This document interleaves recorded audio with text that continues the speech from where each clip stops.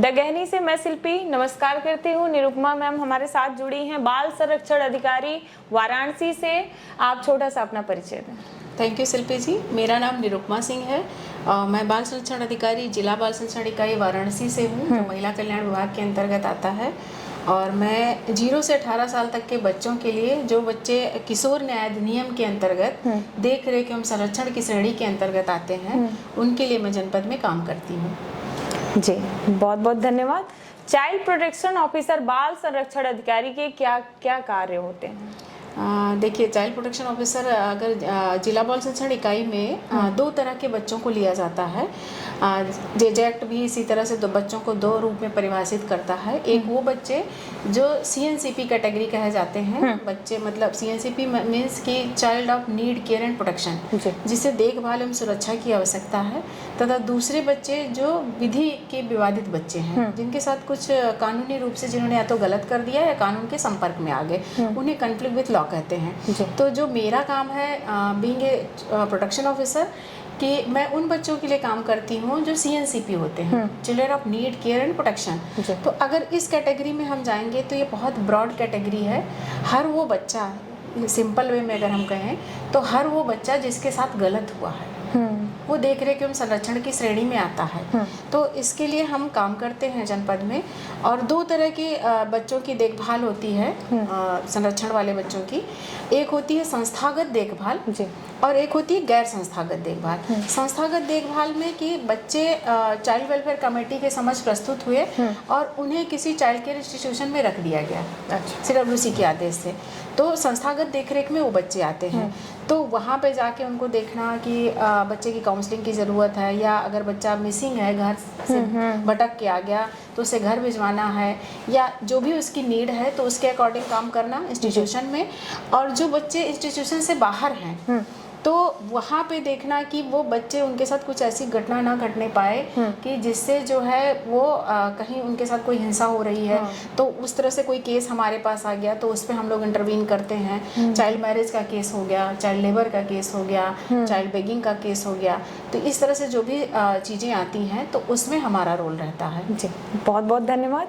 बच्चों के साथ कितने प्रकार की दुर्घटनाएं होती हैं और उनके साथ किस प्रकार का शोषण, हिंसा, दुर्व्यवहार सबसे अधिक होता है? देखिए, बच्चों के साथ अगर हिंसा का प्रकार लिया जाए तो जैसे मैंने अभी कहा ना कि जो जेजे एक्ट में कैटेगरी डिफाइन की गई है, children of need care and protection, है ना।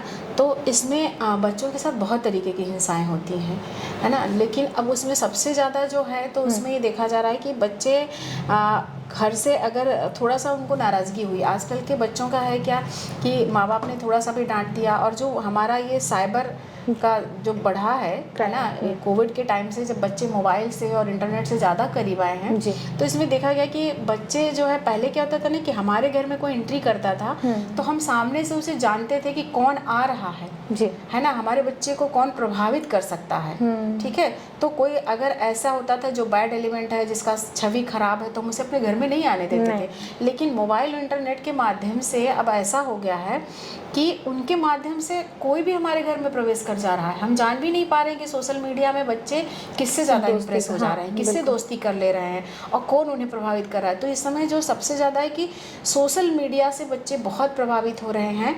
और जो खास करके लड़कियों के इस तरह से केसेज आ रहे हैं कि लड़कियां घर छोड़ के निकल जा रही हैं, बहुत जल्दी दूसरे पे विश्वास कर ले रही हैं। तो इस तरह से केसेज, और बच्चों का किसी के भी द्वारा बहला फुसला के उनको थोड़ा सा पैम्पर कर देना, तो उनको लगता है कि नहीं, हम माँ बाप से ज़्यादा तो मुझे बाहर वाला प्यार कर रहा है, तो उस पर विश्वास करके वो घर से निकल लेते हैं।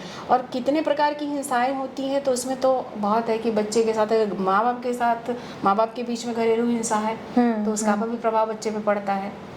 बच्चा मिसिंग हो गया, घर से खो गया, या पिता ने, माँ ने, किसी एक ने दूसरी शादी कर ली, तो दूसरा घर में है, जो स्टेप फादर है, स्टेप मदर है, उसका बिहेव बच्चे के प्रति नहीं सही है, तो वो तब भी बच्चे को अगर मारपीट पड़ती है तो बच्चा घर से निकल जाता है। फिर उसके बाद है कि अगर बच्चा जो है कहीं घर की स्थिति इकोनॉमिक कंडीशन सही नहीं है तो उसके कारण बच्चा कहीं मजदूरी करने लगा, वहाँ उसके साथ जो है प्रॉब्लम हो रही है। कहीं बच्चे जैसे माँ बाप बहुत, बनारस ऐसी जगह है एक कि बनारस को बहुत बड़ा तीर्थ स्थल के रूप में जाना जाता है। तो अभी जैसे हम लोग माननीय जिलाधिकारी महोदय और हमारे पुलिस आयुक्त महोदय के संयुक्त उससे जो है यहाँ पे एक भिक्षावृत्ति अभियान चल रहा है। तो इसमें हम लोग जब बच्चों को देखते हैं और उस अभियान से रेस्क्यू करते हैं तो ये हम लोग ज़्यादातर पाते हैं कि बहुत सारे दूसरे ज़िले से बच्चे यहाँ पे आके और उनके पेरेंट्स और वो लोग बेगिंग कर रहे हैं। तो वो भी कहीं ना कहीं सिक्योर नहीं है बच्चे, तो वहाँ पे भी एक हिंसा की संभावना है कि वो घर से कभी निकले बेगिंग करने और किसी जगह बस में गए, ट्रेन में गए, वहाँ से दूसरे स्टेट में पहुँच गए। तो इस तरह से घटनाएं जो है बच्चों के साथ हो रही हैं, जो हम लोगों के संज्ञान में आ रही हैं इस तरह से। हमें याद आ रहा है कि कुछ दिन पहले आप एक रेस्क्यू की चर्चा की थी, उसके बारे में। हाँ, एक रेस्क्यू जैसे हम लोगों ने किया था बनारस से ही कि मतलब उसमें था कि बच्चे जो है उसमें था कि बच्चों के माता पिता की डेथ हो गई थी और उसमें उनके जो कज़न थे है ना, वो लोग उनको पाल पोस रहे थे और बाद में पता चला कि उनका लगभग 23 लाख का बीमा वगैरह था। तो वो लोग उसको लेना चाहते थे। फिर हम लोग को पता चला किसी माध्यम से कि नहीं ये बच्चों का है और इसको इनके जो है कज़न लोग लेना चाहते हैं। फिर हम लोगों ने उन बच्चों को पुलिस के माध्यम से रेस्क्यू किया और फिर वो सारी जो उनके डॉक्यूमेंट्स थे जो इंश्योरेंस से संबंधित सब कुछ वो हम लोगों ने उसको सिक्योर कराया और बच्चे अभी संस्थागत देखरेख में हैं। अच्छा, बच्चे की उम्र क्या रही? बच्चे सब अंडर 18 थे, 5 बच्चे थे, 5 अंडर 18 थे। बहुत बहुत धन्यवाद। बाल हिंसा या शोषण का सबसे ज्यादा जोखिम किसको रहता है, लड़के को या लड़की को? देखिए, रहता तो दोनों को है लेकिन ज़्यादा लड़की को रहता है। क्यों? है ना, लड़की को इसलिए रहता है कि जैसे देखिए मान लीजिए कि लड़का लड़की, क्यों बहुत सारे केसेस आते हैं तो हम लोग ये देखते हैं कि लड़का लड़की दोनों जो है घर से बाहर निकले, उन्होंने जाके अपनी मर्जी से शादी कर लिया या कुछ कर लिया, ठीक है, बाहर चले गए, कोई पूना चला गया, अक्सर केस आता है, हाँ, बाहर चले गए, मुंबई चले गए, गुजरात चले गए। अब वो लड़का लड़की जब वापस आते हैं, क्योंकि हमारा समाज पितृसत्तात्मक समाज है, तो आप लोगों ने भी सुना होगा कि अक्सर ये कहते हैं कि लड़के तो ऐसा करते ही हैं, लड़कियों को बांध के रखना चाहिए। ये समाज से सोच नहीं निकलती। तो अगर लड़का लड़की दोनों जाते हैं तो जो माँ बाप जितना प्रेशर, अगर लड़की वापस आती है जितना प्रेशर उसके ऊपर पड़ता है, जितना दबाव सब कुछ उसके ऊपर पड़ता है उतना लड़के के ऊपर नहीं पड़ता है। या आप लोग भी इस चीज़ को महसूस करेंगे कि अगर दोनों वापस आ गए, लड़का लड़की दोनों मर्जी से गए थे, दोनों नाबालिग हैं, है ना, तो दोनों वापस आएंगे तो प्रेशर, मारपीट जो भी होगी वो लड़की के साथ होगी, लड़के के साथ नहीं होगी। लड़की को ज़्यादा मतलब ये असर लड़की पे जाता है। हाँ, क्योंकि क्या होता है ना कि उसको, जो हमारा समाज है ना, कि लड़की के साथ कुछ भी होता है ना तो उसको अपनी इज्जत से जोड़ के देखता है, लड़के के साथ। और लड़के ने कुछ भी किया तो उसका कोई प्रभाव नहीं पड़ता। वो तो कहा जाता है कि लड़के तो ऐसा करते ही हैं, है ना। तो ये सोच थोड़ा बदलने की जरूरत है, लेकिन ये हम लोग एहसास कर रहे हैं कि नहीं, लड़कियों के साथ इस तरह चीजें होती हैं। धन्यवाद। लैंगिक समानता के लिए बच्चों को कैसे समझाया जाए, इस भेदभाव में मीडिया, एजुकेशन और समाज की मतलब कितनी भूमिका है? देखिए, लैंगिक भेदभाव के बारे में अगर हमें बच्चों को जागरूक करना है तो इसकी शुरुआत जो है हमें खुद से करनी होगी, अपने परिवार से करनी होगी। क्योंकि बच्चा जो घर में सीखता है वहीं से उसकी नींव पड़ती है। अगर हमारे पास 2 बच्चे हैं, किसी के पास भी, तो एक लड़का है एक लड़की है, तो जब हम दोनों की समान रूप से परवरिश करेंगे, दोनों को समान रूप से सारी सुविधाएं देंगे, अगर काम भी कराना है तो हम दोनों से कराएंगे, है ना। कि ये नहीं कि लड़की को बोल दिया, अगर कोई गेस्ट आए तो हमने बोला कि लड़की से कि जाओ तुम पानी ले आओ, ठीक है, लेकिन लड़का बैठा है, हम लड़के से भी बोल सकते हैं। और स्वाभाविक सी बात है कि अगर हम गेस्ट बैठे हैं कुछ लोग ड्राइंग रूम में और कुछ लोग आ गए और चेयर की कमी हो गई तो सबसे पहले चेयर कौन छोड़ता है? लड़की को छोड़ना पड़ता है। महिला छोड़ेगी या लड़की छोड़ेगी, है ना। तो वो रेस्पेक्ट सबके अंदर होना चाहिए, सबको रेस्पेक्ट बराबर सिखाना है कि हमें एक दूसरे का रेस्पेक्ट करना है। लेकिन हम कहीं से ये भाव न डालें कि लड़की कमतर है और लड़का ज़्यादा है, क्योंकि जब पैदा होते हैं दोनों एक समान होते हैं, फिर उनकी वेशभूषा और ये सारी चीज़ें ये हम अलग करते हैं कि लड़का ऐसा करेगा, लड़की ऐसे करेगी, लड़का रोटी नहीं बनाएगा, लड़की रोटी बनाएगी, है ना। तो ये सारी चीज़ें हमको पहली बात तो बच्चों को सिखानी है घर से, और दूसरी चीज़ कि मीडिया और समाज की जो भूमिका है, तो मीडिया में जैसे मेरा ये कहना है कि मीडिया को भी थोड़ा सा सोचना होगा कि कुछ न्यूज़ जैसे मीडिया से निकलती हैं कि अब जैसे एक सिंपल सा एग्जांपल ही कि लड़का लड़की दोनों चले गए अपनी मर्जी से, लेकिन मीडिया न्यूज़ क्या निकालता है कि घर से लड़की भाग गई जी।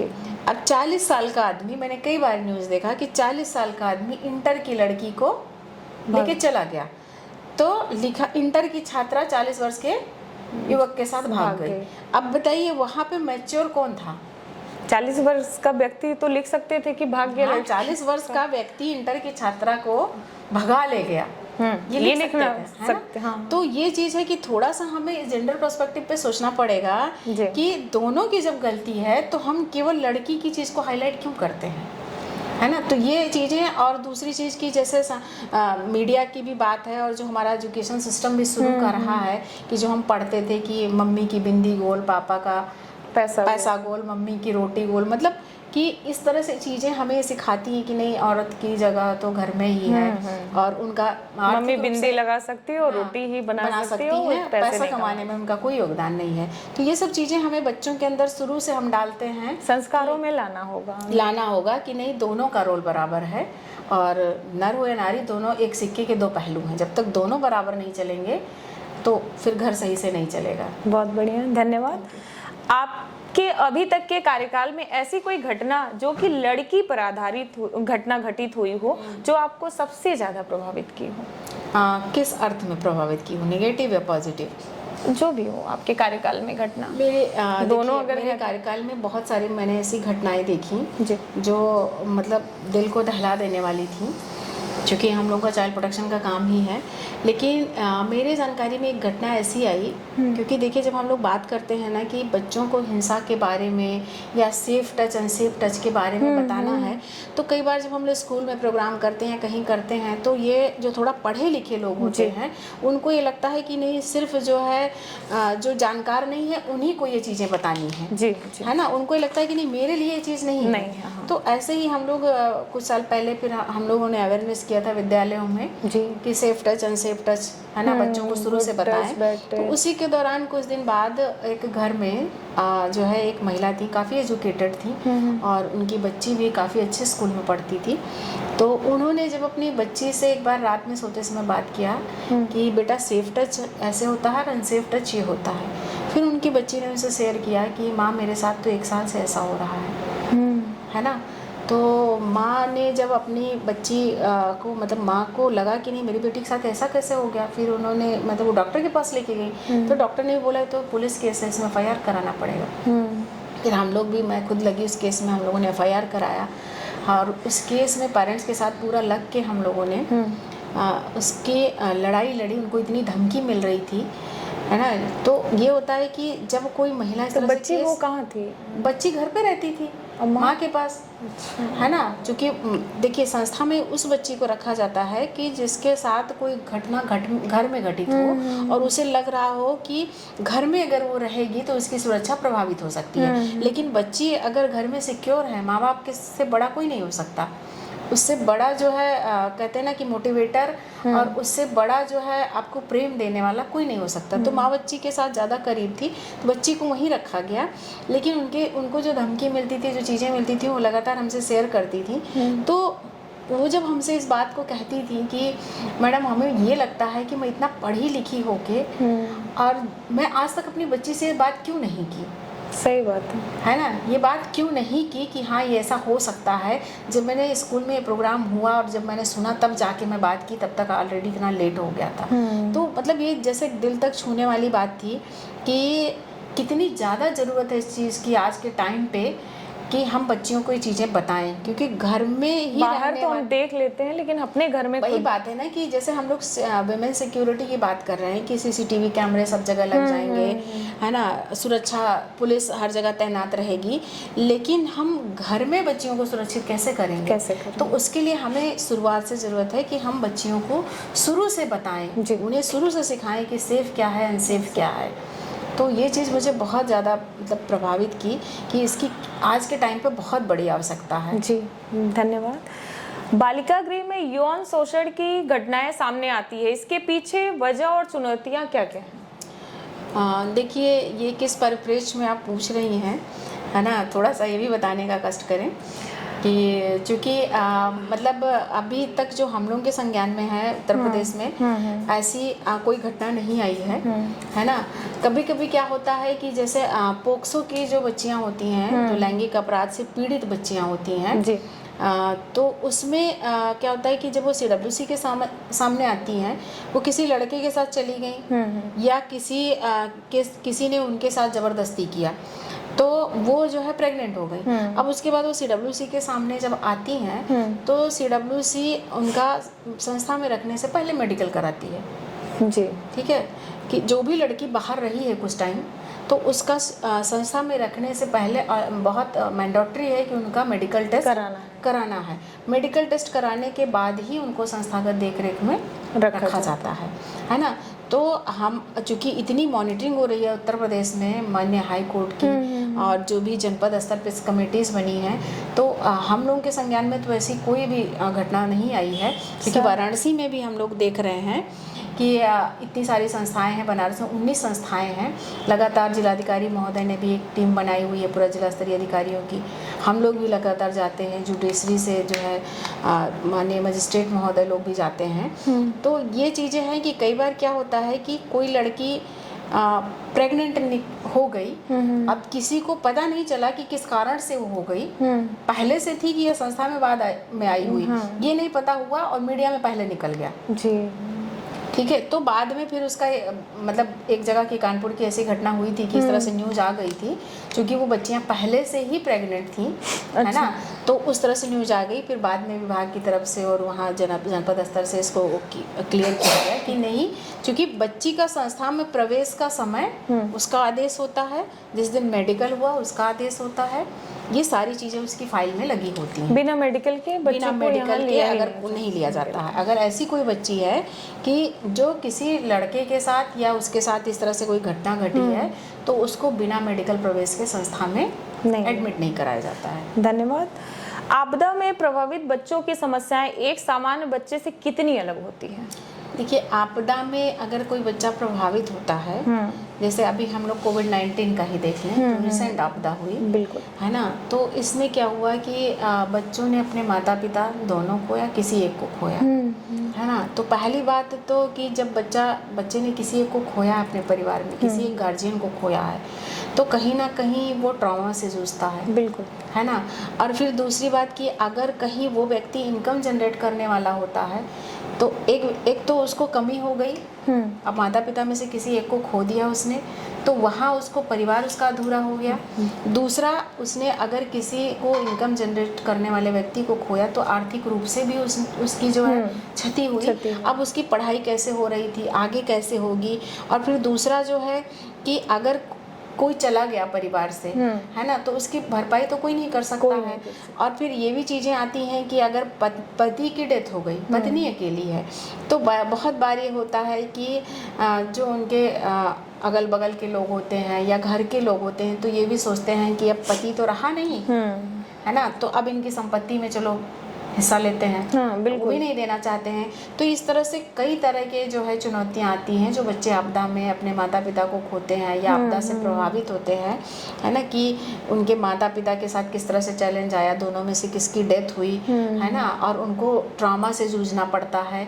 तो इस तरह से तो इसमें हमारे विभाग ने भी काफ़ी मतलब माननीय मुख्यमंत्री जी के निर्देश पे जो एक योजना चालू हुई उत्तर प्रदेश में, उत्तर प्रदेश मुख्यमंत्री बाल सेवा योजना, तो उसमें हम लोगों ने कोविड से जो इन बच्चों ने अपने माता पिता को खोया, उसमें हम लोग 4,000 रुपये महीने उन बच्चों को दिया जा रहा है। और जो जिला स्तरीय हमारे DM साहब की अध्यक्षता में टास्क फोर्स बनी है उसके माध्यम से, और उसके बाद जो बच्चे सामान्य रूप से अपने माता पिता दोनों के किसी को खोए हैं, तो उन्हें 2,500 रुपये दिया जा रहा है।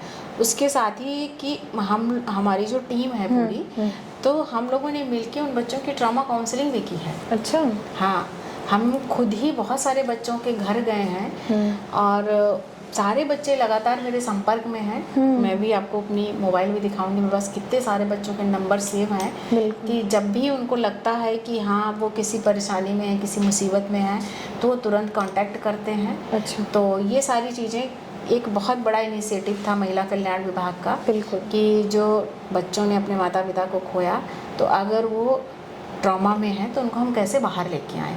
तो इस पे भी हम लोगों ने काफ़ी अच्छा काम किया है। बच्चे आप सबके ऊपर फेथ करना शुरू कर दिए हैं। ये सबसे अच्छा लगता है कि जब कोई बच्चा मतलब फ़ोन करता है या मैसेज करता है कि आप लोगों की वजह से जो है हम लोग पढ़ाई कर पा रहे हैं, है ना, और हम लोगों के साथ जो चीज़ें घट रही थी वो रुकी हैं, तो कहीं ना कहीं हम लोग अपने जो है जो हमारे मुख्यमंत्री जी हैं जिन्होंने इतनी अच्छी योजना चलाई, और जो हमारा जिला प्रशासन है उस सब की मतलब बहुत बड़ी भागीदारी है कि जिनकी वजह से हम लोग इतने बड़ी संख्या में बच्चों को लाभान्वित कर पा रहे हैं। धन्यवाद। बच्चों के माता पिता की मृत्यु या किसी विशेष परिस्थिति में उनके रिश्तेदार अपने साथ ले तो जाते हैं, लेकिन उन्हें गोद नहीं लेते। उनके सुरक्षा के लिए समय समय पर काउंसलिंग क्या होती है, या मतलब कैसे ये बच्चे? देखिए, बहुत अच्छा क्वेश्चन था। ये कोविड से ही जुड़ा था या ऐसे भी जो नॉर्मल डेथ में भी हमारे पास केसेस आए, CWC के पास भी जो केसेस आते हैं कि माता पिता की अगर डेथ हो गई या कोई एक सिंगल पेरेंट है, तब तो बच्चा उन्हीं के पास रहेगा। किसी एक की डेथ हुई तो जो सर्वाइविंग पेरेंट्स हैं उनके पास बच्चा रहेगा। लेकिन अगर दोनों की डेथ हो गई तो उसमें देखिए दो तरह से अडॉप्शन की बात जो आप कर रही हैं, तो अडॉप्शन में भी दो तरह का होता है। एक तो रिलेटिव अडॉप्शन, अगर कोई अडॉप्ट करना चाहता है बच्चा तो भी प्रक्रिया करता है वो भी कारा के थ्रू होती है। लेकिन यहाँ पे क्या होता है कि लोग बच्चे की गार्जियनशिप लेना चाहते हैं संरक्षक के रूप में। तो जो हमारी बाल कल्याण समिति है उनके द्वारा जो भी मामी है, मामा है, नानी नाना, चाची चाचा जो भी हैं जो बच्चे को पाल रहे होते हैं, उनको गार्जियनशिप दी जाती है। संरक्षक के रूप में उनको CWC द्वारा नामित किया जाता है। तो उन्हीं के साथ फिर बच्चे का ज्वाइंट अकाउंट खुलता है। और जो भी बच्चे को हमारे विभाग से, महिला कल्याण विभाग से जो भी सहायता मिलती है वो जाती है। और हम लोग जो है हमारी पूरी टीम, हमारे जिला प्रोबेशन अधिकारी महोदय के नेतृत्व में जिला बाल शिक्षण इकाई की पूरी टीम उन बच्चों का निरंतर हर 3 महीने पे फॉलोअप करती है। उनकी काउंसलिंग करती है। हम लोग ये देखते हैं कि बच्चा पढ़ रहा है कि नहीं पढ़ रहा है ना। तो ये सारी चीज़ें हम लोग मॉनिटर करते हैं। फॉलोअप में सारे बच्चे हैं हमारे। और हमको लगता है कि ऐसा अनसिक्योरिटी फील होता होगा रिलेटिव को, क्योंकि उनके पास ऑलरेडी बच्चे होते होंगे, तो गोद ना लेके, कहने का मतलब कि 18 साल तक, जब तक एडल्ट नहीं है उनका संरक्षण किए, उसके बाद संरक्षण, जैसे संरक्षण में है बच्चा, जो 18 साल का हो जाएगा तो उसकी जो भी प्रॉपर्टी है, जो भी चीज़ें हैं वो तो उसकी रहेंगी। बिल्कुल है ना। तो ये सब चीज़ें जो है हम लोग देखते हैं कि बच्चे को कोई प्रॉब्लम ना हो, उसकी पढ़ाई निरंतर रूप से चलती रहे। तो ये सारी चीज़ें मॉनिटर की जाती हैं यहाँ से। बहुत बहुत धन्यवाद। वर्तमान में लड़कियों के साथ किस प्रकार की घटनाएं सामने आ रही हैं जो सामान्य से थोड़ी अलग या नया हो? देखिए, मैं अभी पहले भी बोली थी, मैं फिर उसी चीज़ को रिपीट कर रही हूँ कि इस समय जो है इंटरनेट का प्रभाव, सोशल मीडिया का प्रभाव बहुत ज़्यादा लड़कियों पे हावी हो रहा है और उससे ज़्यादा लड़कियां प्रभावित हो रही हैं। इंस्टा से लोग शादी कर रहे हैं, फेसबुक से कर ले रहे हैं और लड़के को सही से पहचान नहीं रहे हैं, है ना। और माँ बाप, अगर कोई लड़की बात कर रही है, मतलब छोटी एज में बच्चियां मोबाइल से प्रभावित हो रही हैं और उससे दोस्त बना रही हैं, इतनी चैटिंग कर रही हैं। और माँ बाप अगर कहीं थोड़ा सा बोल देते हैं तो उनको वो चीज़ बहुत नागवार गुजरती है ना। तो ये चीज़ें हैं कि जहाँ पे सोशल मीडिया एक अच्छा रोल प्ले कर रहा है, एक पढ़ाई के लिए एक अच्छा साधन भी है, तो कहीं ना कहीं हमारे बच्चों को दिग्भ्रमित भी कर रहा है ना, उनको एक गलत डायरेक्शन भी दे रहा है। तो ये हमें थोड़ा सा मॉनिटर करना है। बीइंग ए पेरेंट्स, सारे पेरेंट्स से जो है मेरी अपील है कि वो अपने बच्चे को मॉनिटर करें, है ना, कि उसकी जो है फ्रेंडशिप किससे है, वो सोशल मीडिया पे कितना टाइम, क्योंकि खुद अपना समय दें। पेरेंट्स अपने बच्चों को समय जब तक नहीं देंगे तब वो क्या है कि माता पिता मान लीजिए दोनों वर्किंग हैं या बच्चा जो है हमने मोबाइल दे दिया, खुद फ्री रहे तो उसे भी एक मोबाइल पकड़ा दिया तो हमें थोड़ा सा उनके साथ टाइम स्पेंड करना पड़ेगा, थोड़ा सा उन्हें समझना पड़ेगा, है ना। और मोबाइल के बजाय उनको किताबों की तरफ उनका झुकाव बढ़ाना पड़ेगा, बिल्कुल, है ना। तो ये चीज़ें थोड़ा सा हमें करना पड़ेगा क्योंकि ये चीज़ ज़्यादा प्रभावी हो रही है आज की लाइफ में। धन्यवाद मैम। बाल हिंसा और शोषण को कैसे कम किया जाना चाहिए, आपके इस पे क्या विचार है? देखिए, बाल हिंसा एवं शोषण को हम जागरूकता के माध्यम से ही कम कर सकते हैं, है ना। तो फैमिली में हम शुरुआत करें कि फैमिली में भाई, जैसे अगर हमने शुरू में ही बात की कि हम जेंडर जो इक्वलिटी की बात करते हैं, तो अगर मान लीजिए कि हम अपने कोई पति है और अपनी पत्नी को मार रहा है जी, ठीक है, तो बच्चे के अंदर भी वो चीज़ कहीं ना कहीं प्रभावित कर रही है, वो देख रहा है ना। तो अब बच्चा भी उससे कहीं ना कहीं प्रभावित होगा, और जो इस तरह से अनवांछित तत्व हैं जी, है ना, जो हमारे घरों में, जो बताया मैंने कि सोशल मीडिया के माध्यम से आ रहे हैं या बच्चे दूसरे से प्रभावित हो रहे हैं, है ना, तो इस तरह से चीज़ें हैं। तो उनको एक तो हम अवेयरनेस से बच्चों को सही डायरेक्शन देके उनके साथ ज़्यादा से ज़्यादा टाइम स्पेंड करके, और बच्चों को मोबाइल से ना अटैच करके उनको हम किसी एक्टिविटी में इन्वॉल्व करें। उनके फ्रेंड सर्कल को भी कभी कभी हम अपने पास बुलाएं। जैसे क्या होता है ना कि बच्चे का कौन फ्रेंड है, ये हमें खुद जानना चाहिए। तो कभी कभी हम अपने बच्चों के फ्रेंड्स को भी घर पे बुला सकते हैं, बिल्कुल, उनके लिए कोई प्रोग्राम ऑर्गेनाइज कर सकते हैं। क्योंकि कई बार क्या होता है कि बच्चा कह के जाता है कि मैं अपने दोस्त के यहाँ जा रहा हूँ, और पता नहीं वो दोस्त कैसा है, कहाँ है, उसके बाद उस बच्चे के साथ कोई घटना घट जाती है अक्सर करके हम बिल्कुल सुनने को, तो हमें पता नहीं चलता कि वो कौन सा दोस्त था, कहाँ बच्चा चला गया। तो हमें एक तो बच्चे के सारे दोस्तों के साथ हमारा भी एक अटैचमेंट होना चाहिए, हम उनकी निगरानी रखें, है ना। और ज़्यादा जो है हमें बच्चे पे बहुत ज़्यादा प्रेशर नहीं डालना है ना। तो ये सब चीज़ें हम थोड़ा सा ध्यान रखें, अपने बच्चे के साथ फ्रेंडशिप बिहेव करें, ये सब चीज़ें हैं। तो मुझे लगता है कि हम बाल हिंसा को काफ़ी कम कर सकते हैं, और इसमें अवेयरनेस का सबसे बड़ा रोल है। बहुत बहुत धन्यवाद मैम, आज आपने बहुत ही अच्छी जानकारी दी जो हम लोग के लिए बहुत ही उपयोगी है अवेयरनेस के लिए। तो मैं द गहनी की तरफ से आपका आभार प्रकट करती हूँ। धन्यवाद शिल्पी जी, बहुत बहुत धन्यवाद।